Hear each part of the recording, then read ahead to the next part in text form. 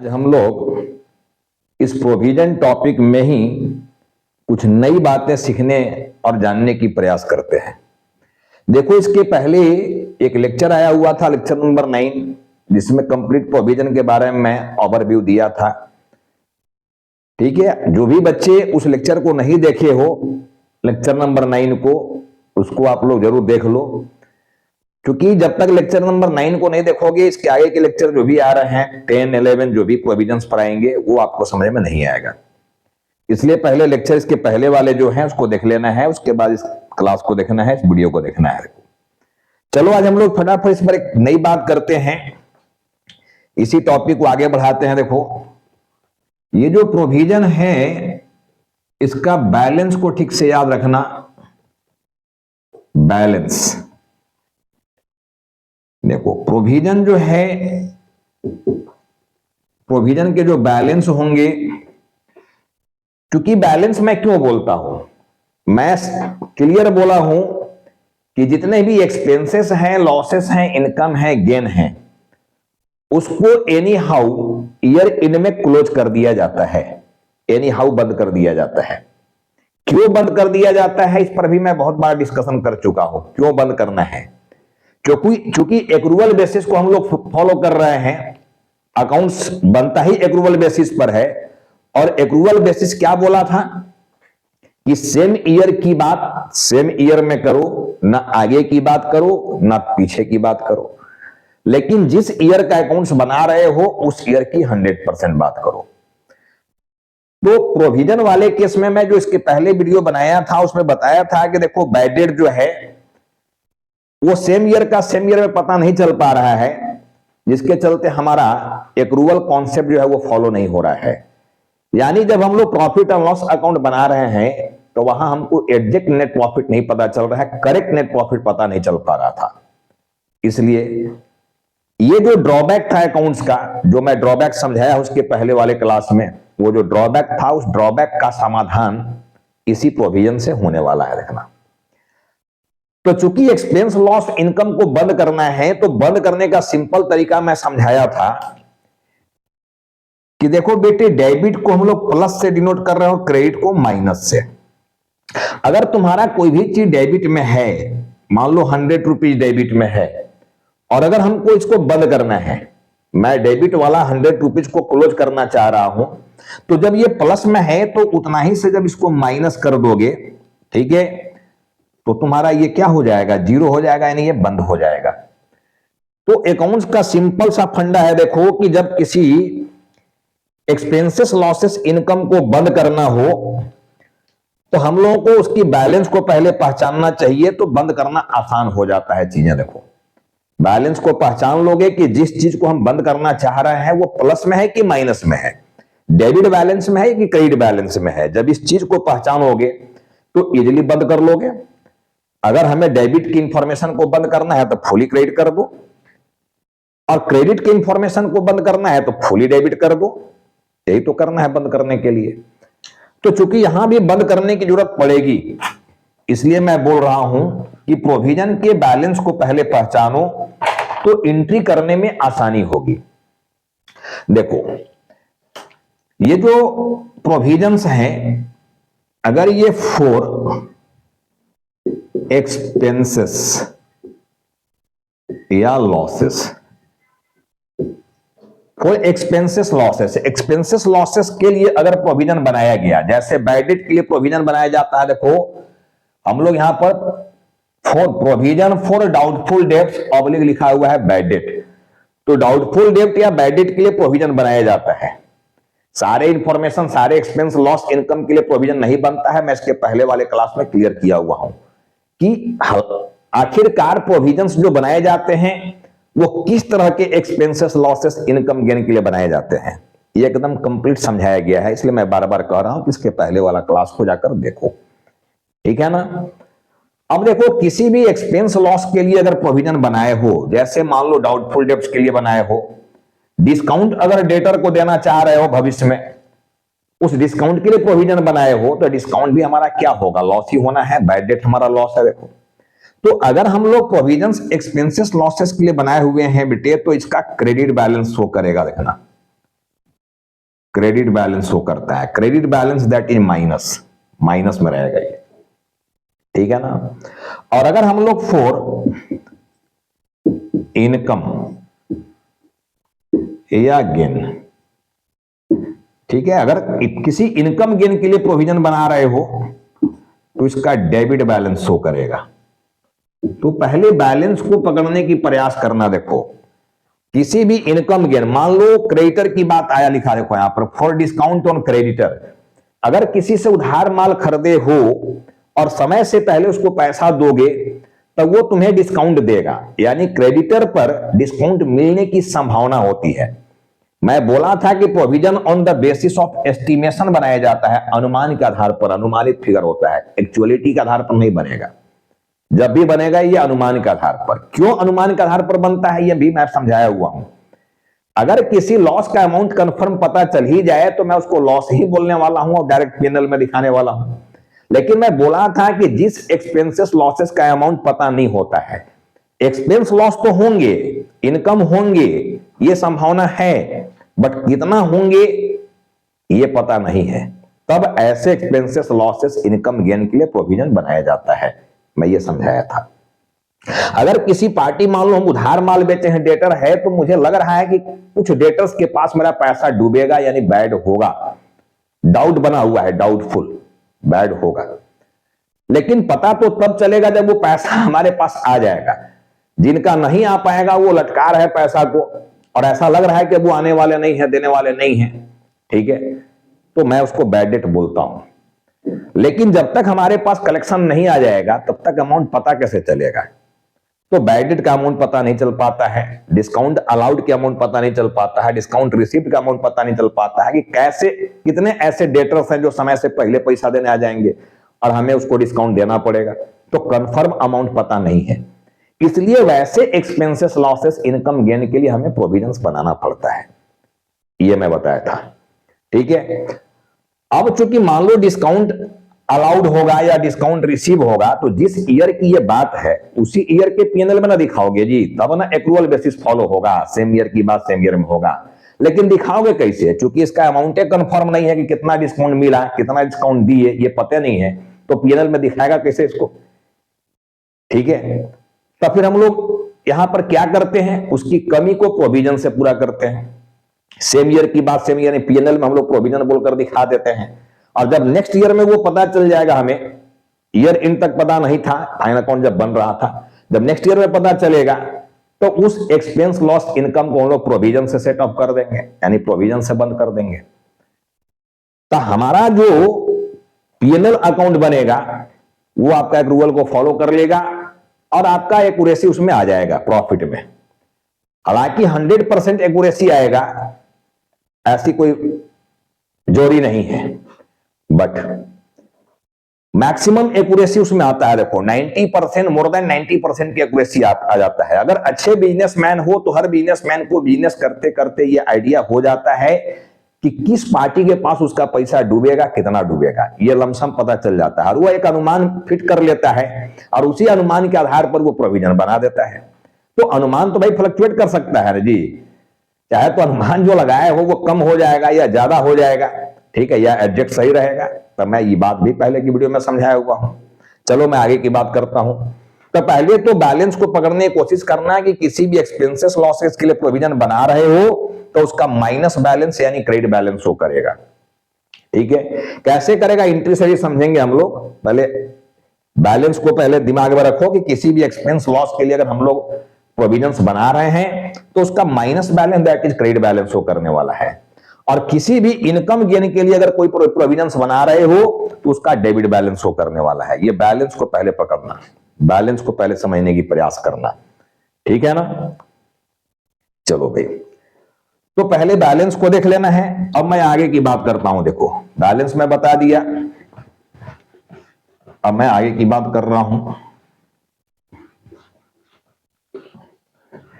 मैं इसमें क्वेश्चन किया था यहां पर कि प्रोविजन व्हाट, प्रोविजन क्या है, प्रोविजन व्हाई, प्रोविजन क्यों बनाते हैं, प्रोविजन व्हेन कब बनाते हैं, एंड प्रोविजन हाउ कैसे बनाते हैं?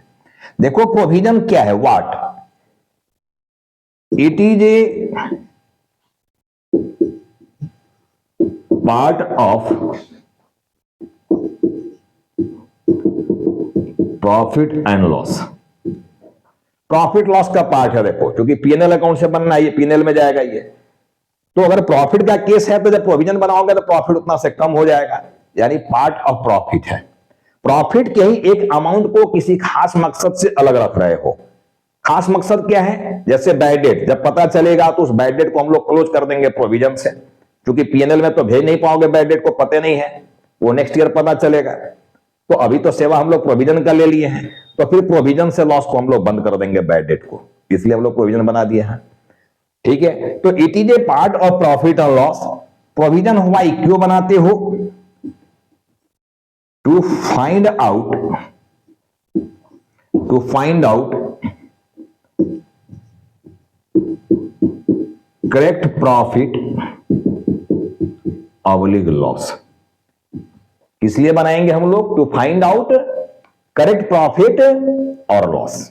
प्रोविजन नहीं बनाओगे तभी तो प्रॉफिट लॉस निकलेगा ही रे भाई, लेकिन वो करेक्ट नहीं निकलेगा।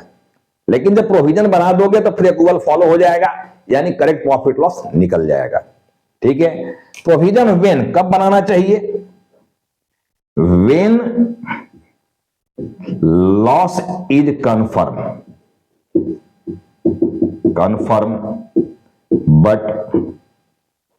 but amount of loss is not confirm। ठीक से समझने की प्रयास करना बेटे। देखो सब लोग, जो भी मेरे बेटे बेटियां हैं, सब लोग ठीक से समझने की प्रयास करना। मैं बेटियों के लिए बेटा वर्ड यूज करता हूं, क्योंकि बेटे से कम नहीं आज की बेटियां। ठीक है, हालांकि कितना मेरे वीडियो को फॉलो कर रहे हैं बेटी लोग मैं नहीं समझ पा रहा हूं, बट सबके लिए यूजफुल है। मैं चाहता हूं कि ज्यादा से ज्यादा बेटियां भी मेरे क्लास का बेनिफिट उठाएं। नहीं देख रहे हैं तो उसको देखें, लाइक करें, सब्सक्राइब करें, अगर सब कुछ समझ में आ रहा है आपको। ठीक है ना? तो देखो, व्हेन लॉस इज कंफर्म, ये तय है कि लॉस होगा, यानी ये तय है कि मेरा कुछ पैसा डेटर के पास डूबेगा, लेकिन amount of loss is not confirm.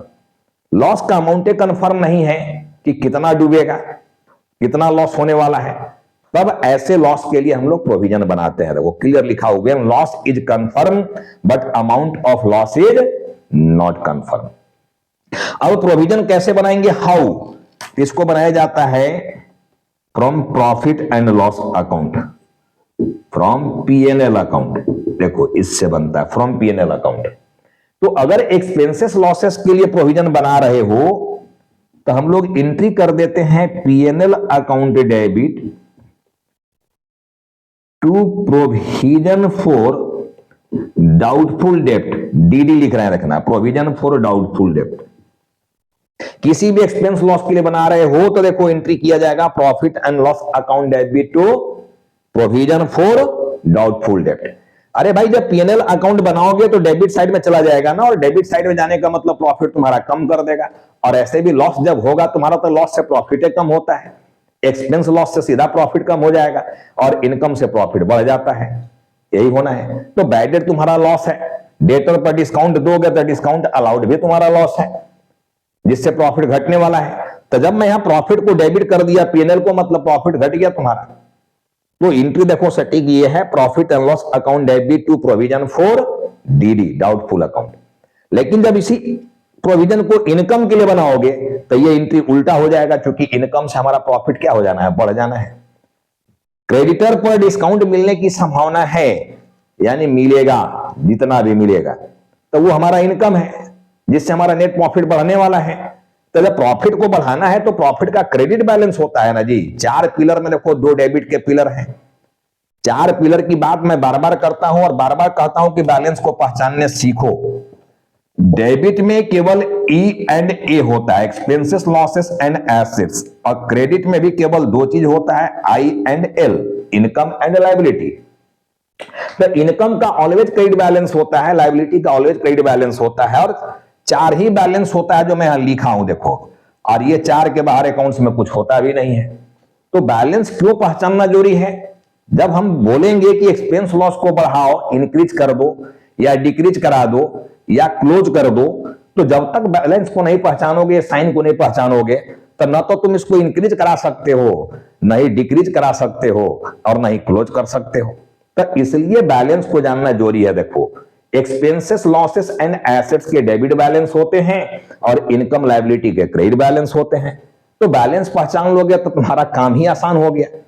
अब इनमें से किसी भी चीज को बढ़ा सकते हो आसानी से, घटा सकते हो आसानी से, बंद भी कर सकते हो आसानी से, जब साइन ही समझ गए तो ये साइन इसलिए जानना जरूरी है। देखो, ठीक है ना?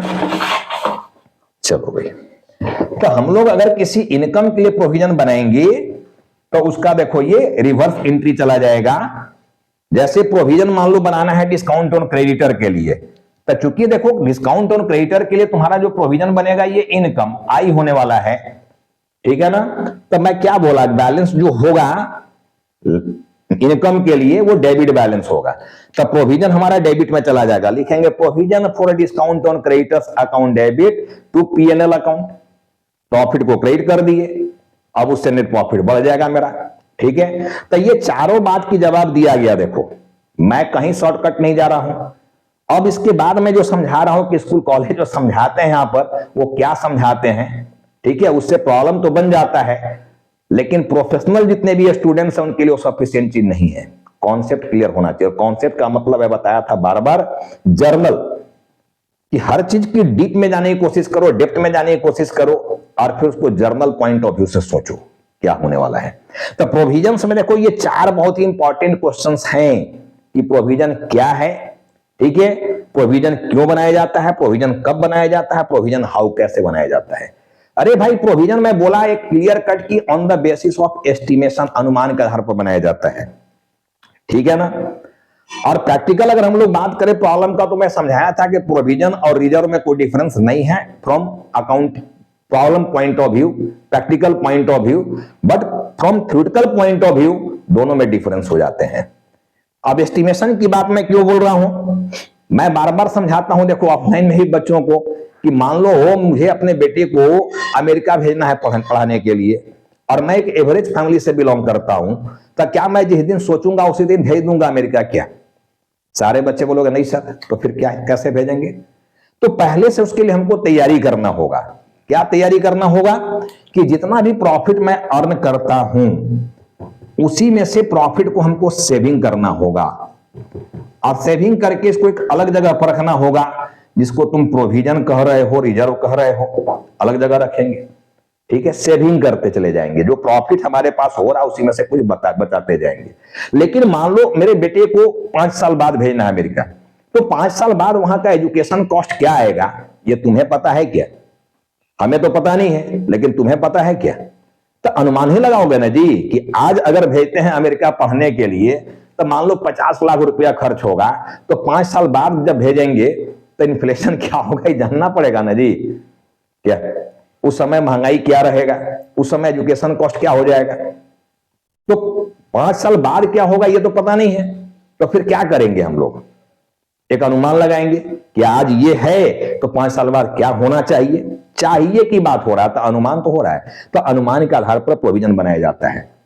Provision is very familiar words and very popular words. देखो, हर फैमिली में किसी ना किसी रीजन से प्रोविजन बनता है, रखना वेरी फैमिलियर वर्ड। खासकर बेटियों के केस में तो अक्सर बनता है। बेटियों के जो पिता होते हैं वो डॉरी देने के नाम पर पहले ही से अलर्ट हो जाते हैं। बेटी जन्म ली और उसके नाम पर एसआईपी खुल गया या फिक्स डिपॉजिट कर दिया गया या रिकरिंग बना दिया गया। अरे भैया, बेटी की शादी 20 साल के बाद करने वाले हो, तैयारी आज से करना शुरू कर दिया, तो 20 साल बाद डॉरी रहेगा कि नहीं रहेगा, या उल्टा कहीं फिर लग जाएगा, कोई ठिकाना है जी। लेकिन अगर डॉरी लगेगा भी तो 20 साल बाद क्या लगेगा ये गार्जियन को पता है क्या? तो गार्जियन पहले से अलर्ट है। प्रोविजन किसी एक काम के लिए नहीं बनता। देखो, provision for dowry, provision for education, ठीक है? 5 साल बाद हमको कहीं भेजना है, 5 साल बाद हमको इंडिया में ही कहीं इंजीनियरिंग कराना है, कोटा भेजना है, और नहीं है मेरे पास फंड अभी उस लेवल का, एक हम सिंपल फैमिली है, तो पहले से अलर्ट होना होगा ना, पहले से तैयारी करना पड़ेगा ना। तो प्रोविजंस वर्ड को ठीक से दिमाग में बैठाओ, क्या होता है प्रोविजंस? ठीक है, केवल प्रॉब्लम बना लेने से होशियार नहीं बनने वाले हो, चीजों को समझना पड़ेगा क्या है। ठीक है, चलो तो मैं ये 4 क्वेश्चंस की रिप्लाई दिया कि provision what, provision why, provision when and provision how. अब देखो मैं मेन पॉइंट पर आ रहा हूं, इन सारी चीजों को मैं हटा रहा हूं। अब देखना, अब इसको डिस्क्लोज कैसे करेंगे हम लोग ट्रेडिंग पीएनएल बनाते समय, मैं उस पॉइंट पर अब आ रहा हूं। देखना,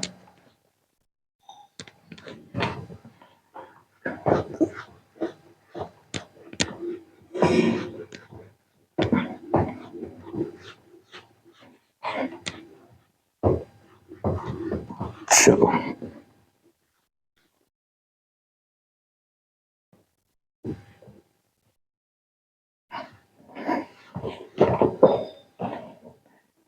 देखो, मान लो हमारे यहां पर ट्रायल बैलेंस है, ट्रायल बैलेंस, ठीक है ना। ये एज ऑन 31 मार्च 24 का मान लो, particular rupees and rupees, debit and credit. यहां पर मेरा डेटर आया हुआ है, मान लो अमाउंट 50,000 रुपीज का। यहां पर बैड डेट आया हुआ है बीडी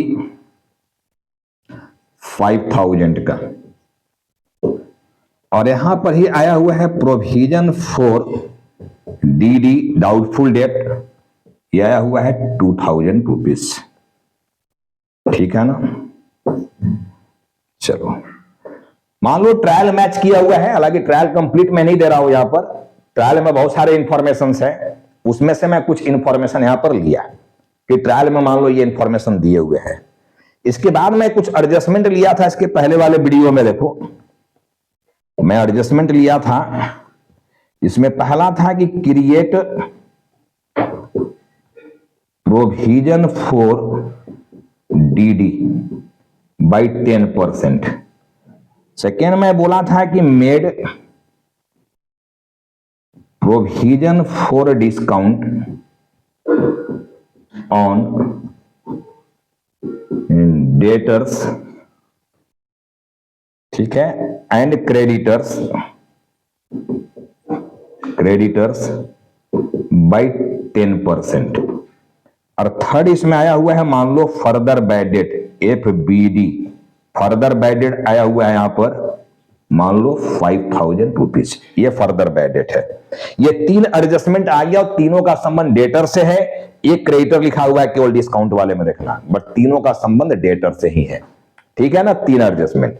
और मैं समझाया था कि सबसे पहले इसमें से किस एडजस्टमेंट को एडजस्ट किया जाएगा।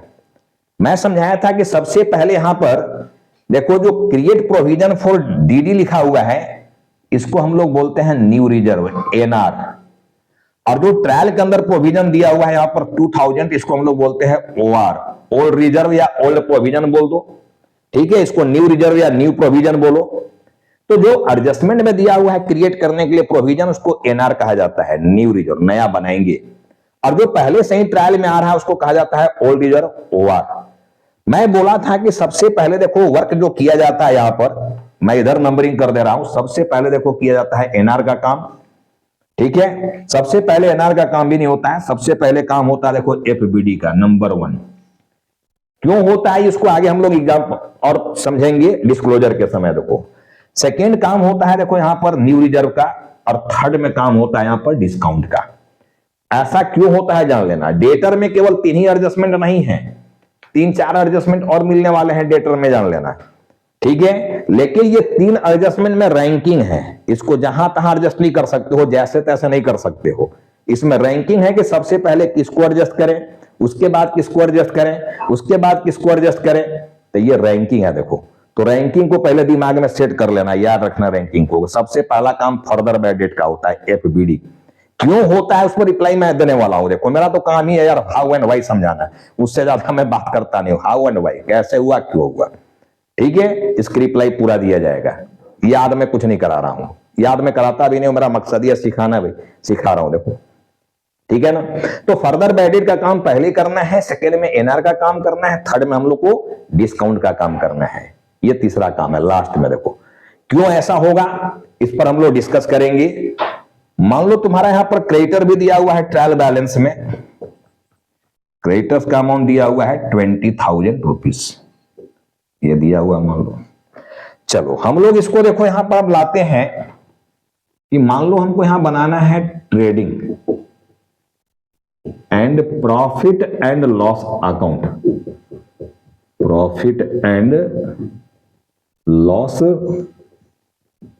अकाउंट, ये बनाना हम लोग को, trading and profit and loss account ये बनाना हमको। ठीक है, यहां पर आ गया देखो पार्टिकुलर, यहां है रुपीस, यहां है पार्टिकुलर, इधर है रुपीस, क्रेडिट एंड डेबिट।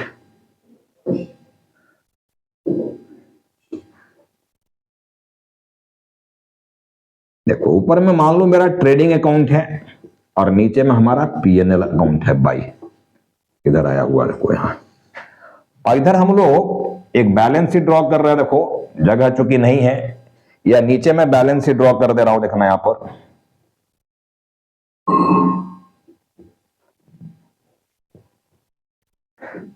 कि नीचे से हम लोग का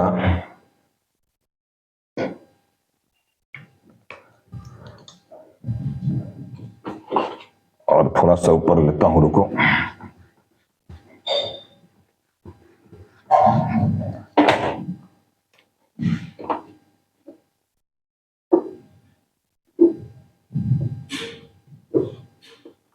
चलो ऊपर में हम लोग का ट्रेडिंग है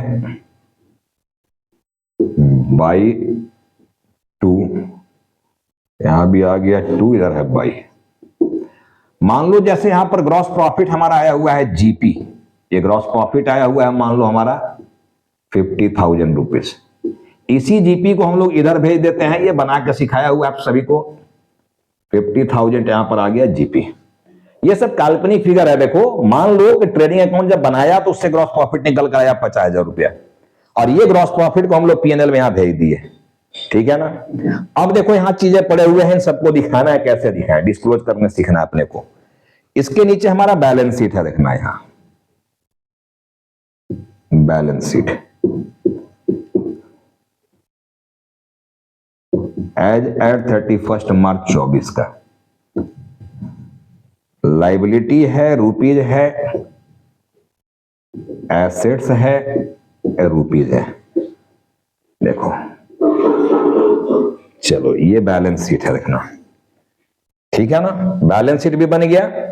अब देखो इस चीज को डिस्क्लोज करने का जनरली जो यहां फॉर्मूला दिया जाता है, देखो फॉर्मूला नंबर ए मैं ले रहा हूं, समझना ठीक से। फॉर्मूला नंबर ए जो यहां टीचर भी देते हैं स्कूल कॉलेज, जो देखो इसी फॉर्मूला को देख के और इतने से काम निकाल देता है तुम्हारा। बाकी जितना अभी तक राम कहानी किया मैं बैठ के लेक्चर नंबर 9 और 10 में, वो कुछ करने वाला नहीं है। लोग सीधा इस फॉर्मूला को लेगा और ये बना के दिखा देगा, प्रॉब्लम बन भी जाता है। ठीक है ना। देखो फॉर्मूला नंबर ए में आया हुआ है BD bad debt plus further bad debt plus new reserve minus old reserve is equal to जो भी आएगा ये डेबिट साइड ऑफ पीएनएल दिखाया जाएगा, debit side of profit and loss account. Formula देख लेना क्या है, bad debt plus further bad debt plus new reserve minus old reserve is equal to जो आएगा ये debit side of PNL, PNL के डेबिट साइड में दिखाया जाएगा। कैसे दिखाया जाएगा, देखो हमारा पीएनएल अकाउंट देखो यहां पर है, यहां पर है पीएनएल, यहां लिखेंगे हम लोग बैड डेट, इसी में प्लस करेंगे फर्दर बैड डेट, इसी में प्लस करेंगे न्यू रिजर्व, ठीक है, और इसी में हम लोग माइनस कर देंगे ओल्ड रिजर्व और फिर बाहर कर देंगे। देखो तो पीएनएल में दिखाने का तरीका ये है। ठीक है ना। तो एक फॉर्मूला ये आ गया, bad debt plus further bad debt plus new reserve minus old reserve is equal to जो आएगा वो डेबिट साइड ऑफ पीएनएल। क्यों जाएगा डेबिट साइड ऑफ पीएनएल, इसकी भी पूरा बाल का खाल निकालेंगे। देखना हम इसको जर्नल से भी समझाएंगे कि ये फॉर्मूला बना कैसे, आखिर क्या लॉजिक है इसके पीछे, what is the logic behind it. Always try to understand ना कि what is the logic behind it. याद करें क्या, तो फॉर्मूला जनरली यहां याद करवा दिया जाता है। ठीक है, बट मैं इसको समझाऊंगा कैसे ये फॉर्मूला आया है। देखना, इसका सेकेंड फॉर्मूला जो आता है, इसका सेकेंड फॉर्मूला जब आएगा, देखो क्या आएगा सेकेंड फॉर्मूला में। फॉर्मूला नंबर अगर हम लोग बी की बात करें, यहां पर फॉर्मूला नंबर बी की बात करेंगे तो देखो ओ आर माइनस होता है, यानी ओ आर को पहले रख दिए, minus bad debt plus further bad debt plus NR equal to जो आएगा, इसको क्रेडिट साइड ऑफ पीएनएल भेजा जाएगा, क्रेडिट साइड ऑफ पीएनएल ये भेजा जाएगा, यानी इधर भेजा जाएगा। देखो इधर ये चीज यहां डेबिट में लिखी है, उसको क्रेडिट में यहां लिखा जाएगा। क्यों लिखा जाएगा उस पर मैं पहुंच रहा हूं, बट ये फॉर्मूला दो फॉर्मूला जो आया, फॉर्मूला नंबर ए और फॉर्मूला नंबर बी, इसको ठीक से दिमाग में रख लेना, ठीक है, तभी प्रॉब्लम बनेगा। देखो फॉर्मूला ही फर्स्ट प्रॉब्लम बनाएगा, कॉन्सेप्ट भले वो पूरा क्लियर नहीं करेगा, कॉन्सेप्ट में जितना कुछ समझाते आया उस सारी चीजों को दिमाग में रखना है, तब ज्यादा क्लियरेंस मिलने वाला है। देखो तो फॉर्मूला नंबर ए और बी हम यहां पर बना दिए हैं, इसी के आधार पर इसको डिस्क्लोज किया जाना है। देखना, अब मैं इस फॉर्मूला को हटा रहा हूं क्योंकि कुछ वर्किंग भी करने होंगे, इस फॉर्मूला को हमेशा दिमाग में रखना है। देखना प्रॉब्लम बनाने के लिए भी, चलो मैं हटा दिया, देखना चीजों को, अब मैं डिस्क्लोज करके दिखा रहा हूं। देखो ये 2000 तुम्हारा ओआर है, मैं बताया था कि ये ओआर है तुम्हारा, देखना ओल्ड रिजर्व, ठीक है ना। सबसे पहले देखो इस तरह का एडजस्टमेंट जो आता है डेटर से रिलेटेड, इसको पहले बैलेंस शीट में दिखाना सबसे पहले, तब भेजना पीएनएल में। यहां पहले बैलेंस शीट में दिखाना। देखो हमारा यहां पर डेटर है, ये हमारा डेटर है, देखो ट्रायल बैलेंस में 50,000 रुपीज, ये डेटर है 50,000 रुपीज ट्रायल बैलेंस में लिखा हुआ है। मैं एडजस्टमेंट में बोला कि सबसे पहले देखो फर्दर बैड डेट का काम होना चाहिए। अब 5,000 रुपीज फर्दर बैड डेट का है, तो यहां पर हम लोग माइनस कर देंगे फर्दर बैड डेट 5,000 रुपीज। क्यों ऐसा करेंगे इस पर मैं पहुंच रहा हूं, पहले लिखने दो, मैं पहुंच रहा हूं। देखो तो सबसे पहला काम देखो फर्दर बैड डेट का मैं कर दिया 5,000 रुपीज, ठीक है। अब हमारे पास डेटर कितना बचा, 45,000 रुपीज। अब समझो फर्दर बैड डेट का मतलब क्या है, एक बैड डेट तो देखो यहां है जो पहले का है, मैं समझा चुका था पिछले ट्रायल बैलेंस में, ये लास्ट ईयर का है ये, ठीक है ना। लेकिन फर्दर का मतलब और बैड डेट हो गया, यानी सेम ईयर में ये पता चल गया कि हमारा 5,000 रुपया और डूब गया। फर्दर का मतलब अतिरिक्त, इसके अलावे, मतलब ये 5,000 के अलावे और बैड डेट मेरा हो गया 5,000 रुपीज का। तो बताओ पूरे 50,000 की डेटर में कंफर्म जो पता चल ही गया कि 5,000 रुपया बैड हो गया, नहीं डूब गया, तो तुम्हारे पास डेटर बचा कितने का यार, 45,000 का, 45,000 का डेटर बचा, क्योंकि 5,000 कंफर्म हो गया उस ईयर में कि भैया नहीं मिलने वाला है ये, ठीक है ना। तो जब पैसा ही डूब गया तुम्हारा, तो डेटर तुम्हारा 45,000 पर आ गया, 45,000 पर, ठीक है। अब इसमें माइनस किया जाता है देखो एनआर को, एनआर। अब एनआर देखो 10% बोला है, एनआर का मतलब क्या है, देखो प्रोविजन फॉर डाउटफुल डेब्ट का मतलब क्या है, मैं लिख दे रहा हूं, देखना हिंदी में, डूबने की संभावना, डूबने की संभावना, डूबने की संभावना है, डूबने की संभावना, ठीक है। पैसा डूबा नहीं, डूबने की अनुमान है, डूबने की संभावना है। अरे भाई तो तुम्हारा जब डूबने की संभावना है 10% तक, कितने के डेटर में, जो डेटर तुम्हारे पास बचा हुआ होगा उसी में ना डूबने की संभावना है जी। तो डेटर तुम्हारे पास कितना का बचा हुआ है, 45,000 का, क्योंकि 5,000 तो कन्फर्म में बैड हो गया, तो डेटर तुम्हारे पास 45,000 बचा। तो जो डेटर तुम्हारे पास बचा है उसी में ना डूबने की संभावना है, इसीलिए सेकेंड में काम किया जाता है संभावना का, डूबने की संभावना का, यानी न्यू रिजर्व का। तो 10% जब बनाओगे यहां पर न्यू रिजर्व, जब हम लोग 10% का न्यू रिजर्व बनाएंगे तो 4,500 रुपया देखो यहां पर आ रहा है ये, ठीक है। अब ये घट के आ गया 40,500 रुपए पर, 40,500 इस पर आ गया, देखो घट के, ठीक है। अब जो डेटर हमारे पास है वो 40,500 रुपए। अब तीसरा काम इसमें करना है देखो डिस्काउंट का, तो माइनस करोगे यहां पर प्रोविजन फॉर डिस्काउंट। अभी भी 10% की बात किया गया, देखो provision for discount on debtor. Provision for discount on debtor का मतलब क्या हुआ, डिस्काउंट देने की संभावना है। डिस्काउंट दिए कब कंफर्म कितना ये नहीं बता रहा, प्रोविजन तो संभावना व्यक्त करता है ना जी, एस्टिमेशन अनुमान, तो डिस्काउंट देने की संभावना। अब समझो कि लास्ट में डिस्काउंट का काम क्यों हो रहा है, लास्ट में क्लियर समझो, एकदम क्लियर कट मामला है कि तुम्हारा डेटर जो था वो 50,000 था, उसमें 5,000 कंफर्म डूब गया, तो डेटर बचा अपने पास कितना, 45,000, 45,000। अब डूबने की संभावना यानी न्यू रिजर्व, न्यू प्रोविजन, डूबने की संभावना के लिए बनाना है तुमको न्यू प्रोविजन। अब कहता है कि 10% डूबने की संभावना, तो जो डेटर बेटे हमारे पास बचा हुआ होगा उसी में डूबने की संभावना है जी। तो डेटर हमारे पास बचा कितना का है, 45,000 का, उसमें डूबने की संभावना है 4,500, तो हमको मिलने की संभावना कितना है, जब डूबने की संभावना है 4,500, तो पैसा हमारे पास आने की संभावना कितना है, पैसा हमको मिलने की संभावना कितना है डेटर से, 40,500, ये मिलने की संभावना है। और पैसा जितना मिलने की संभावना है, डिस्काउंट उसी पर न देने की संभावना है भाई। जो पैसा हमारे पास समय से पहले आएगा डिस्काउंट उस पर देंगे, तो जितना पैसा हमारे पास आने की संभावना है, जितना हमको पैसा मिलने की संभावना है, डिस्काउंट उसी पर देने की संभावना है, ये ना होगा।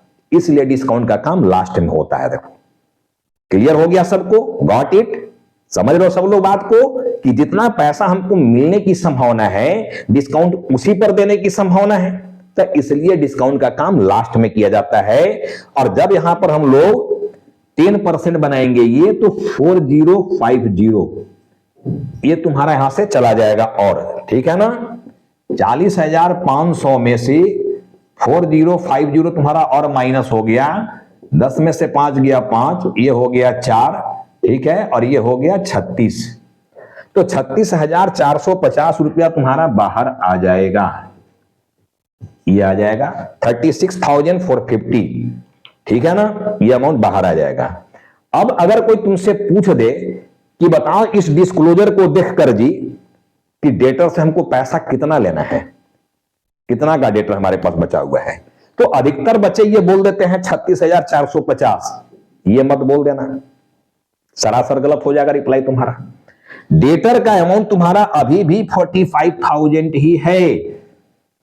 डिस्क्लोजर पॉइंट ऑफ व्यू से प्रोविजंस को यहां दिखाया गया, हालांकि ये दोनों प्रोविजन जो बनाए हो, न्यू प्रोविजंस और प्रोविजन फॉर डिस्काउंट, इसके क्रेडिट बैलेंस हैं। क्रेडिट बैलेंस है तो ऑल लायबिलिटी क्रेडिट होता है। देखो जितने लायबिलिटी है ये क्रेडिट में होते हैं, यानी प्रोविजन इधर लिखा जाना चाहिए था अगर बैलेंस के आधार पर बैलेंस शीट को बनाते तो, ठीक है, क्योंकि एसेट तुम्हारा जो होता है ये डेबिट होता है, प्लस होता है, ये all asset debit, all liability minus. तो जब प्रोविजंस जो बनाया गया एक्सपेंस लॉस के लिए, ये उसका तो क्रेडिट बैलेंस होता है, अभी मैं समझाया था। तो जब क्रेडिट बैलेंस होता है तो बैलेंस के आधार पर अगर बैलेंस शीट में प्रोविजंस को दिखाते हैं तो वो लायबिलिटी साइड में दिखता है इधर, लेकिन प्रोविजंस को बैलेंस के आधार पर नहीं दिखाना चाहिए। बैलेंस शीट बनाने का मतलब क्या है, डिस्क्लोजर भी होता है, प्रेजेंटेशन भी होता है। तो from disclosure point of view यही कहा जाता है कि प्रोविजंस का संबंध जिस इंफॉर्मेशन के साथ है उसी से एडजस्ट करके दिखा दो। तो चूंकि ये सारे प्रोविजंस का संबंध डेटर से था, इसलिए डेटर के साथ एडजस्ट करके दिखा दिए। अगर हम लोग इधर भी दिखाते तो बैलेंस शीट मैच करता, हाँ उसका टोटल अलग हो जाता बट बैलेंस शीट मैच करता। तो बैलेंस शीट में देखो इस तरह से डेटर में से माइनस करके हम लोग दिखाएंगे, सबसे पहले एफबीडी, देन नेविजर, देन प्रोविजन फॉर डिस्काउंट। अब इसी चीज को देखो यहां भेज रहे हैं हम लोग, बैड डेट यहां देखो दिख रहा है 5,000 रुपीज, ये बैड डेट यहां पर है 5,000। अब एडजस्टमेंट का काम दो जगह होता है, ये मैं समझाया था कि एटलीस्ट कम से कम दो जगह, ऐसे दो से अधिक जगह भी इंपैक्ट पड़ता है एडजस्टमेंट का, वो मैं एडजस्टमेंट में समझाया हुआ हूं, लॉस बाय फायर में खास करके, ठीक है। अब देखो एक एडजस्टमेंट यहां फर्दर बैड डेट है 5,000, तो बैलेंस शीट में तो चला गया, अब इसको हम लोग यहां भेज रहे हैं, देखो 5,000 यहां भी भेज दिए, दो जगह आ गया देखो ये। अब देखो ये न्यू रिजर्व यहां एक जगह पहुंच गया 4500, इसको दूसरे जगह देखो यहां भेज रहे हैं हम लोग, तो दो जगह आ गया ये भी, ठीक है ना। अब इसको ऐड कर लोगे तो 5 5 10 और 4 14,500 रुपया यहां पर हो गया, ये हुआ 14,500। माइनस करना है ओल्ड रिजर्व, अब ओल्ड रिजर्व देखो यहां दिया हुआ है 2,000 रुपया, अब ये 2,000 रुपया यहां से माइनस करोगे तो हमारा बाहर अमाउंट जाएगा देखो 12,500 रुपया, 12,500 रुपीज। तो इस तरह से देखो यहां से उठाकर एडजस्टमेंट को यहां भेजा गया, ठीक है ना। लेकिन एक चीज अभी यहां बचा हुआ है, provision for discount on debtor. इसको हम लोग अलग से लिख देंगे, देखो यहां पर, क्योंकि ये फॉर्मूला में नहीं आया है यहां पर, इसको अलग से लिखना चाहिए पीएनएल में, टू प्रोविजन फॉर डिस्काउंट। अब ये तुम्हारा 4050 ये प्रोविजन आया हुआ है डिस्काउंट का, डिस्काउंट ऑन डेटर के लिए। तो देखो इसको भी हम दो जगह भेज दिए, एक यहां आया हुआ है, एक यहां चला गया, दो जगह चला गया ये। अब समझो देखो क्या हुआ मामला। मैं बोला था कि किसी भी लॉस को क्या, जिस लॉस के लिए प्रोविजन बनाए हो उस लॉस को प्रोविजन से बंद करना है, ठीक है। लेकिन जितना तुम्हारा लॉस हुआ उतना प्रोविजन है कि नहीं है भी तो जानना होगा ना। अब समझो देखो, पहले से तुम्हारे पास बैड डेट 5000 का था, अभी और बैड डेट हो गया 5000 का, टोटल बैड डेट कितना का हो गया 10,000 का। टोटल बैड डेट कितने का है 10,000 का। अब फ्यूचर में बैड होने की संभावना है कितना 4,500, यानी 14,500 का तुम्हारा यहां पर लॉस दिख रहा है, 14,500 संभावना को लेते हुए। अब 14,500 को बंद करने के लिए तुम प्रोविजन पहले से कितना बना कर रखे हो, केवल 2,000 का। लॉस हो रहा है 14,500 का, अब प्रोविजन बना हुआ है 2,000 का, ठीक है। तो 2,000 का प्रोविजन बना दोगे, बनाया हुआ है पहले से, लेकिन हमारा प्रोविजन चाहिए था 14,500, तो प्रोविजन शॉर्टेज हो गया। देखो प्रोविजन की कितना से 12,500 से प्रोविजन की शॉर्टेज हो गया, 12,500 से। तो 12,500 का प्रोविजन बनाना पड़ेगा। और प्रोविजन बनता कहां से है, मैं बोला था प्रोविजन पीएनएल अकाउंट से बनता है। कहां से बनता है, पीएनएल अकाउंट से। Profit and loss account debit to provision for DD 12,500, ये तुम्हारा एंट्री चला जाएगा देखो प्रोविजन बनाने का, ठीक है ना। मतलब अल्टीमेट प्रोविजन हमको बनाना, ये फॉर्मूला दिखाया गया किस लिए, ये निकालने के लिए कि इस ईयर में, जिस ईयर का तुम ये बना रहे हो, किस ईयर का बना रहे हो, ये 31 मार्च 24 का जब ये बना रहे हो, तो इस ईयर में हमें प्रोविजंस बनाना कितना का है फाइनली। तो जब तक लॉस पूरा कैलकुलेट नहीं करोगे और पहले उसके लिए प्रोविजन कितना बनाया गया और शॉर्टेज कितना हो रहा है, शॉर्टेज है कि सरप्लस है, ये शॉर्टेज और सरप्लस को जानने के लिए फॉर्मूला आया हुआ है कि प्रोविजन जो हमारा है पहले से है कि नहीं है भी जानना है, या पूरे के पूरे शॉर्टेज है। तो ये शॉर्टेज और सरप्लस को जानने के लिए फॉर्मूला निकाला गया कि बैड डेट तुम्हारा पहले का और बैड डेट अगर अभी का है तो टोटल बैड डेट, और फ्यूचर में तुम्हारा जो डेटर 50,000 है उसमें डूबने की संभावना क्या था, ठीक है। तो टोटल तुम्हारा बैड कितना हो गया 14,500 का। अब नुकसान 14,500 का, अब प्रोविजन केवल 2,000 का बनाकर रखे हो, तो शॉर्टेज हो गया ना जी 12,500 का।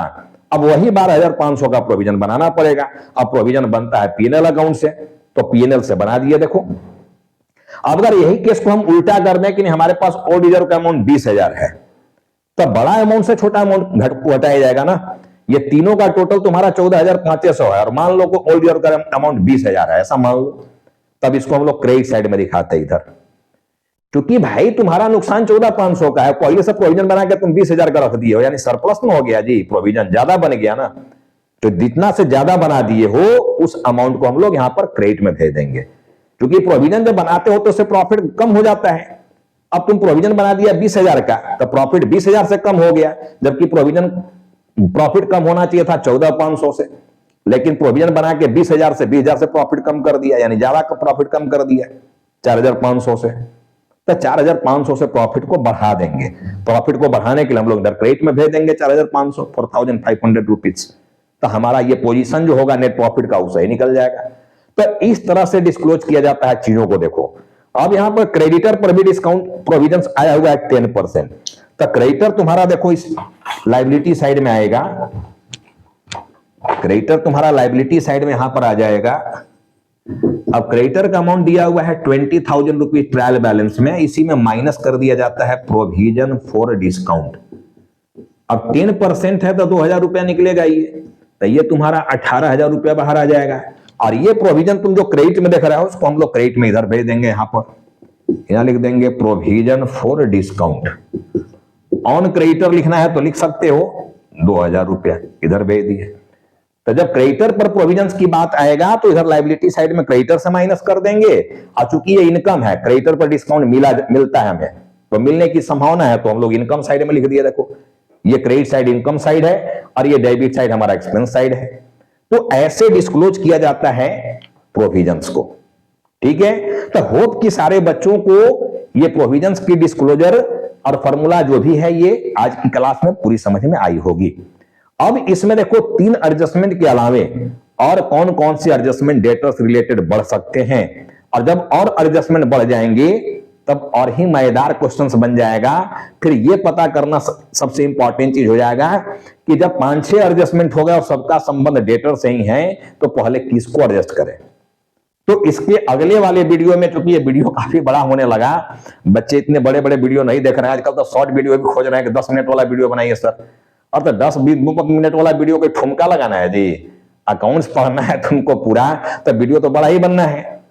अब छोटी छोटी वीडियो जो छोटे छोटे कॉन्सेप्ट को लेकर हैं, फिर भी 10-15 मिनट 20 मिनट से कम के वीडियो नहीं बनते हैं। अगर छोटे केवल एक टॉपिक को समझाना हो तो अकाउंट्स की क्लास में देखो वीडियो थोड़ा बड़ा होते हैं, छोटे वीडियो में बहुत कुछ नहीं समझाया जा सकता है, तो मजबूरी अपना है कि थोड़ा वीडियो बड़ा हो जा रहा है। देखो तो आज मैं यहां तक समझाया, अगला सीरीज जो मैं 11 लाऊंगा लेक्चर नंबर, इसी चीज को मैं आगे बढ़ाऊंगा फिर से, उसमें मैं इसमें और एडजस्टमेंट को ऐड करूंगा और ऐड करके आप बताऊंगा कि इसमें किस एडजस्टमेंट को पहले एडजस्ट किया जाएगा। तो अभी तक की जो बात किया गया, अगर ये पूरी बात को सीख के आओगे, समझ के आओगे, कॉपी में बना के आओगे, ठीक से प्रैक्टिस करना है भाई। जब तक इसको प्रैक्टिस नहीं करोगे तुम्हारा कॉन्सेप्ट या कॉन्फिडेंस जो है वो बिल्डअप नहीं होगा। प्रैक्टिस तो करना ही है। मैं बोलता हूं जो भी रेफरेंस बुक रखे हो, एनसीईआरटी रखे हो, टीएस गिरवाल रखे हो, डीके गोयल रखे हो, अगर कोई हनीफ मुखर्जी जो भी बुक्स हैं, अच्छे बुक्स, ठीक है, सिद्दीकी का बुक्स हैं, जो भी बुक्स बच्चे पढ़ रहे हो, उनसे जाकर प्रैक्टिस करो। 2-4 प्रॉब्लम बनाओगे, ऐसे डिस्क्लोज करके देखोगे, कॉन्फिडेंस आ जाएगा। मैं तो इस पर कंप्लीट क्वेश्चन भी ट्रायल कंप्लीट लूंगा, ये सारे प्रोविजंस उसमें ऐड करूंगा, और कंप्लीट प्रॉब्लम भी मैं ट्रेडिंग पैनल बैलेंस शीट का बनाऊंगा। लेकिन उसके पहले मैं इसमें कुछ एडजस्टमेंट और ऐड करूंगा, और फिर वो बताऊंगा कि उसमें पहले किसको एडजस्ट करना है। जब उस चीज को समझ जाओगे तो मैं उस पर एक कंप्लीट क्वेश्चन उसके आगे वाली लेक्चर में लाएंगे। तो आज हम लोग इस क्लास को यहीं पर स्टॉप कर रहे हैं। इसको ठीक से रिवाइंड करके वीडियो को देखना, ठीक से समझने की प्रयास करना, ठीक है, और प्रैक्टिस बनाकर रखना। बहुत जल्द हम लोग मिलेंगे लेक्चर नंबर 11 में।